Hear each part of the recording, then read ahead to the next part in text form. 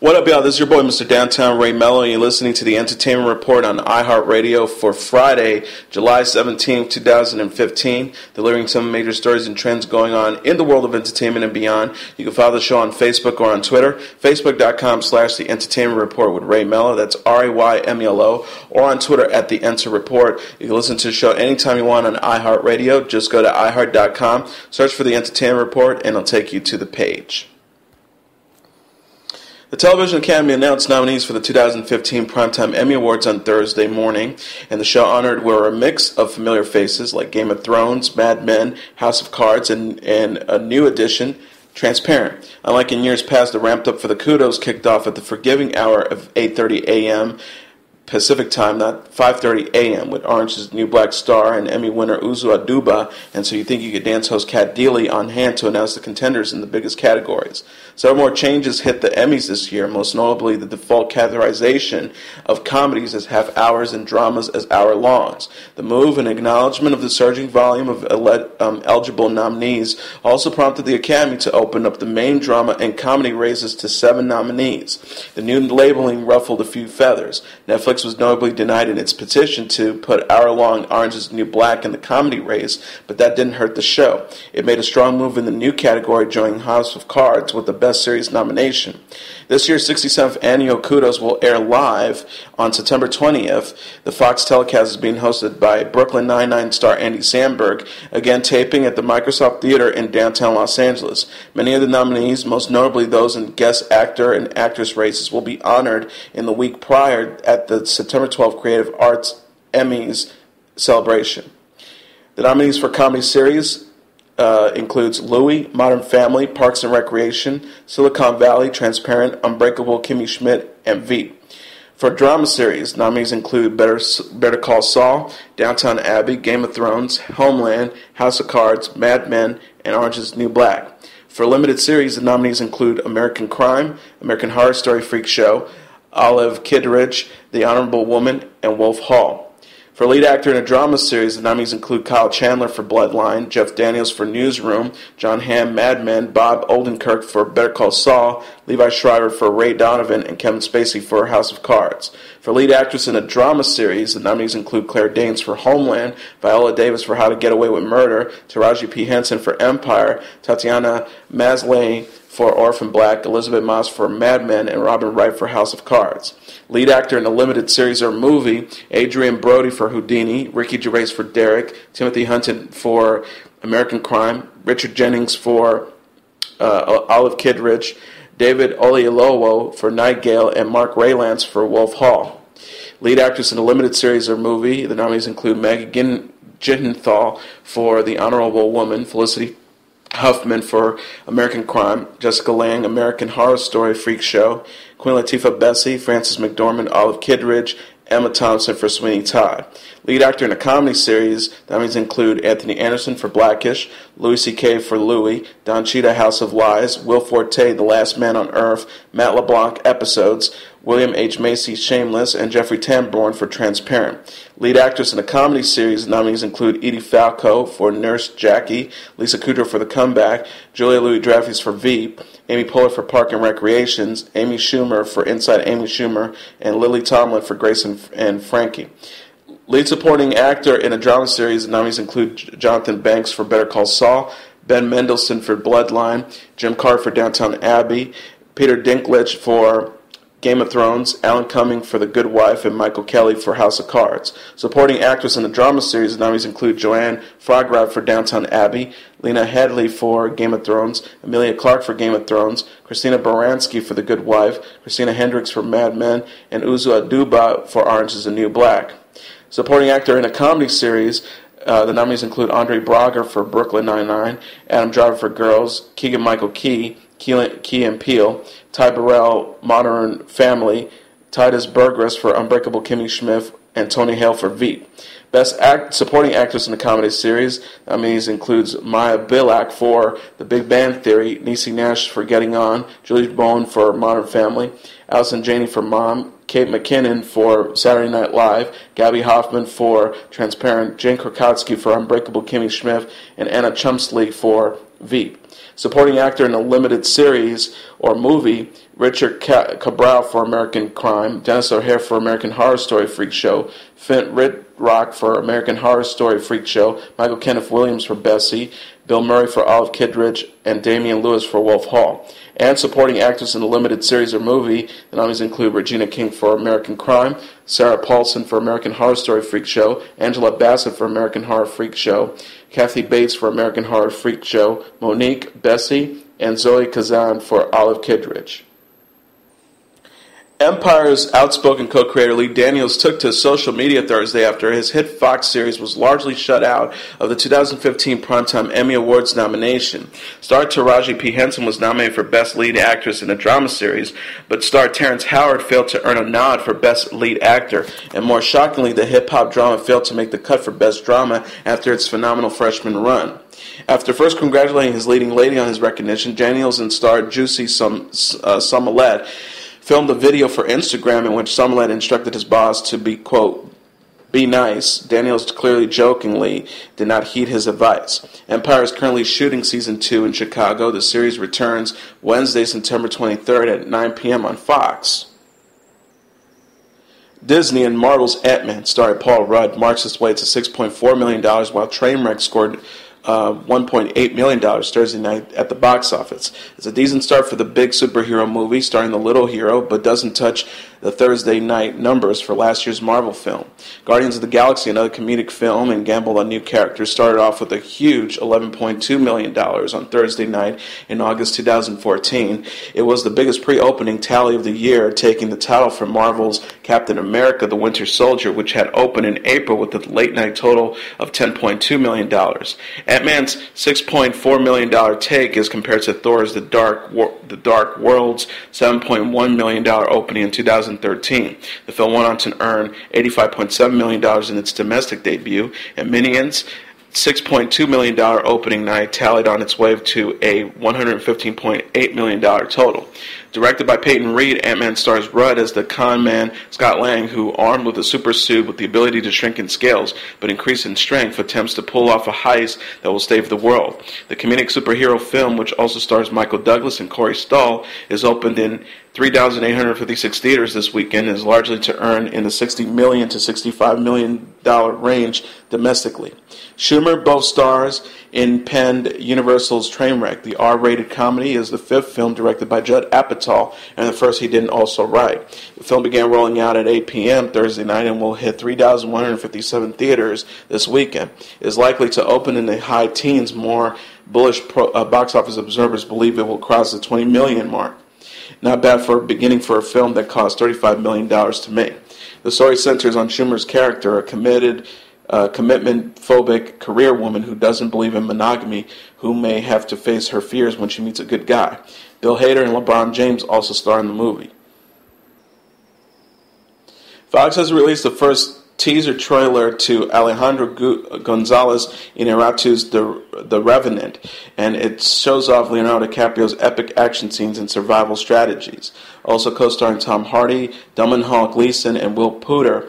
It is a harrowing survival story set in the early 19th century based on the experiences of fur trapper Hugh Glass. Iñárritu and Mark L. Smith wrote the screenplay based on the Michael Punk's 2002 novel The Revenant, a novel of revenge.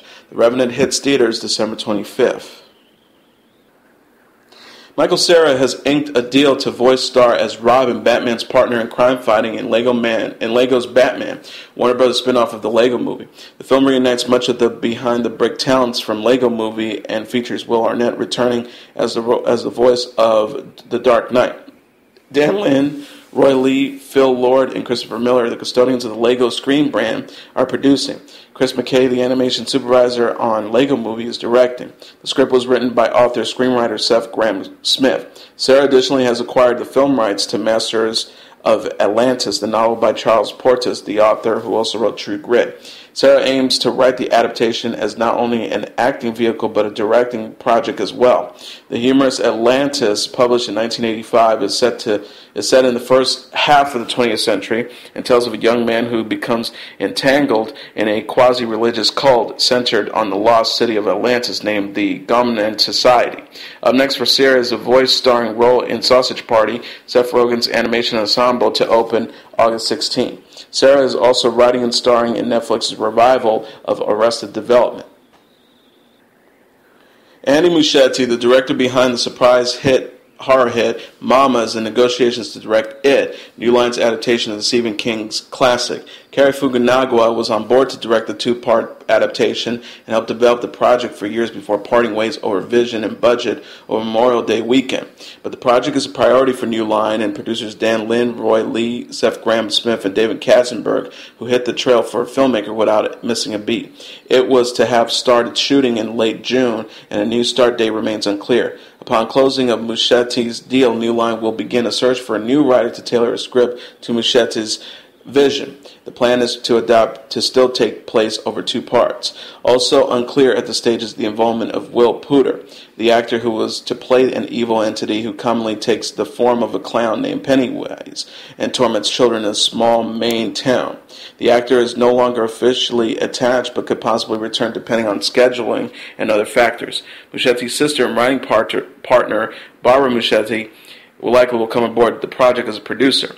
Muschietti made his film directorial debut with Mama, the 2013 horror movie that he also co-wrote and that starred Jessica Chastain and Nikolai Coster-Waldau. The picture scared up $71 million domestically on a budget of only $15 million. The filmmaker has several projects in development and was at one point attached to direct Universal's remake of The Mummy. Daniel Radcliffe took on perhaps his most challenging role yet as a receptionist at a Nylon Magazine. Though the prank was on the Nylon staff, Radcliffe was also in for some surprises, experiencing all the hallmarks featuring of occupying the receptionist desk. Anonymity, as several staffers initially passed him by without a glance, dealing with impatient visitors, I'm still waiting for Trudy, and confusion over the bathroom key. But Radcliffe's reception at reception finally started to warm up as staffers began to recognize him. One employee noticed, "You're not Lauren." Radcliffe replied, "I'm like a cut price, much less efficient version of Lauren." Another staffer said, "I love your work in Harry Potter, and the horse you did referred to Equitas. I didn't see it." After an hour of unsuccessful phone connections, confusing package deliverers, and praying that no one else will ask for anything, the gig finally began to draw to a close with the arrival of a surprise guest. The new visitor asks, "Are you new?" Radcliffe says, "I'm very new and very shit." Clearly, the poor guy should stick to his day job. Friday Night Lights director Peter Berg is very unhappy that Caitlyn Jenner was honored with the Arthur Ashe Courage Award at the ESPYs on Wednesday.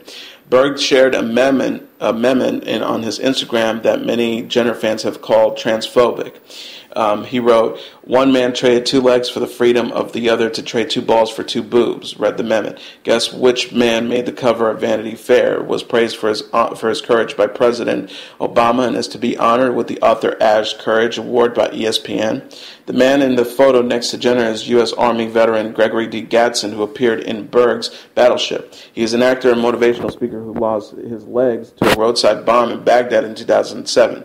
Hours after Berg faced public backlash for criticizing Jenner's award win, he clarified his thoughts with a follow-up post caption, "I have the utmost respect for Caitlyn Jenner, and I am a strong supporter of equality and the rights of trans people everywhere. I also believe we don't give enough attention to our courageous returning veterans, many of whom have sacrificed their bodies and mental health for our country, and our principles that include the freedom to live the life you want to live without persecution or abuse." Interestingly, Berg's cousin Buzz Bissinger is the author of the Vanity Fair cover story about Jenner when she first came out as Caitlyn. The meme was created by mainstream media-sponsored boycotts. Jessica Steindorf, one of the drivers involved in Jenner's recent fatal car crash, also spoke out against Jenner, saying, "I find it difficult to understand how the culture we live in can honor a man who's responsible for taking a life and injuring several others with both an award and a reality show." Pop star Taylor Swift was offended by Tumblr's users' negativity and incorrect use of grammar and chose to publicly reply in defense of one of her Swifties. The blank space singer fired back at a Tumblr user who negatively replied to India Rose, a self-proclaimed Swiftie since 2006, according to her page. The anonymous social media user posted, "Why don't you seem to think Taylor Swift loves you? She doesn't love you. You don't know her. Would you stop posting like she knows you or is actually reading it already? Because she's not. It's probably not even her using her Tumblr, so please stop. And everyone seems to think you're pretty, don't they? Well, I think you are with all your selfies. You're not. Rose, Tumblr user, good girl who's hopeful, responded, why do people do this? Yes, she does. Yes, she does. I have no proof. I know that, but I have to believe she does. She's been such an important part of my life for 9 years. I mean, I know I'm just silly little me, but she has to P.S. You mean you're. Swift caught notice of the negative anonymous user's comments and chose to publicly reply, BuzzFeed first reported. Swift wrote in a response, trying to figure out if I'm more offended by the senseless negativity or the fact that he, she, it used the wrong form of your. I doubt we will get apologies for either crime. We must now forget about this and keep grooving using correct grammar.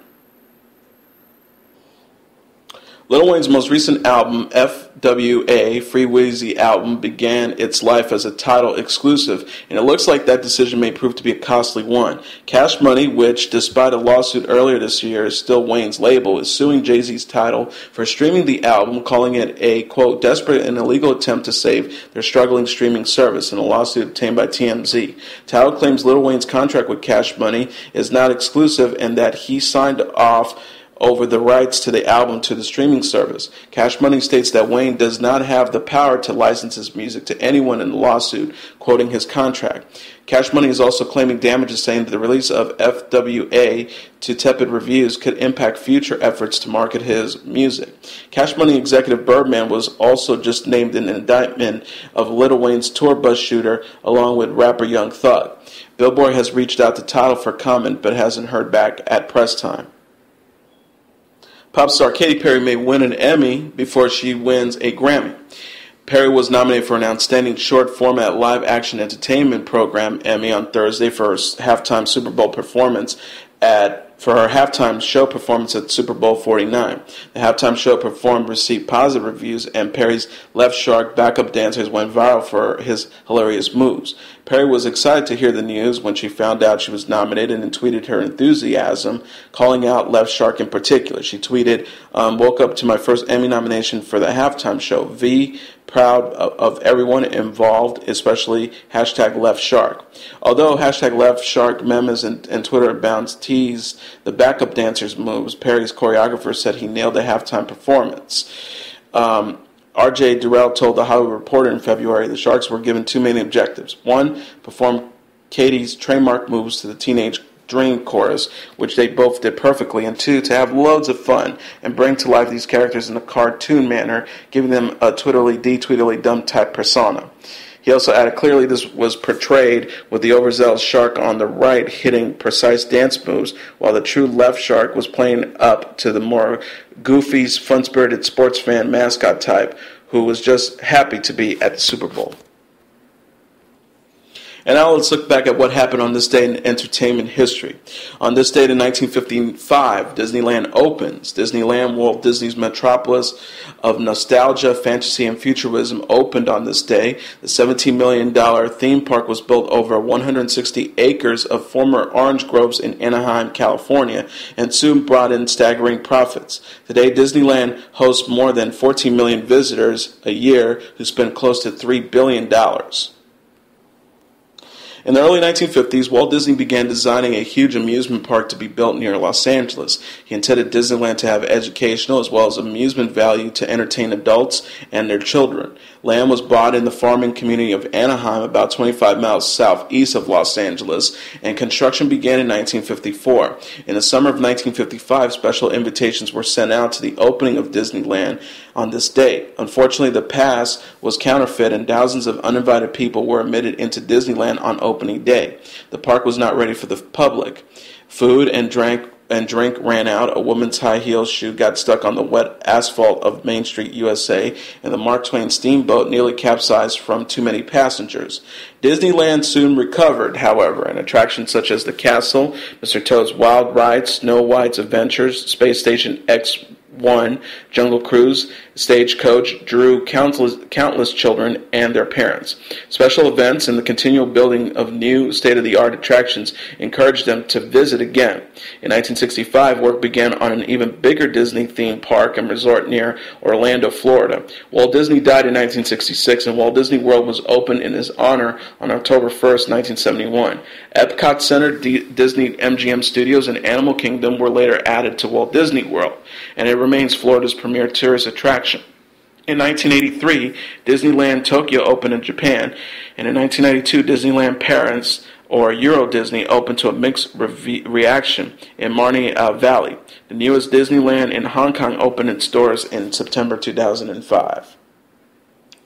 And also on this day in 1967, one of the oddest musical pairings in history comes to an end when Jimi Hendrix dropped out as the opening act for teeny bopper sensation The Monkees. The booking of the psychedelic rock god Jimi Hendrix was the made-for-television Monkees was the brainchild of Hendrix's manager Mike Jeffries, who was seeking greater public exposure for a young client who was a budding star in the UK but a near unknown in his native United States. It was in the UK, in fact, that Monkees' Mike Nesmith first heard a tape of Hendrix playing while at a dinner party with John Lennon, Paul McCartney, and Eric Clapton.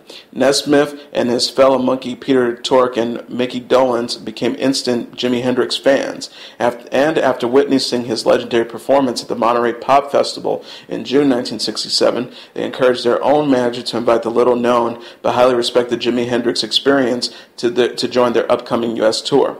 Hendrix himself appeared to have had no direct input on the decision, though he made his opinion on the Monkees clear several months earlier in an interview with Melo Magazine. He says, "Oh God, I hate them.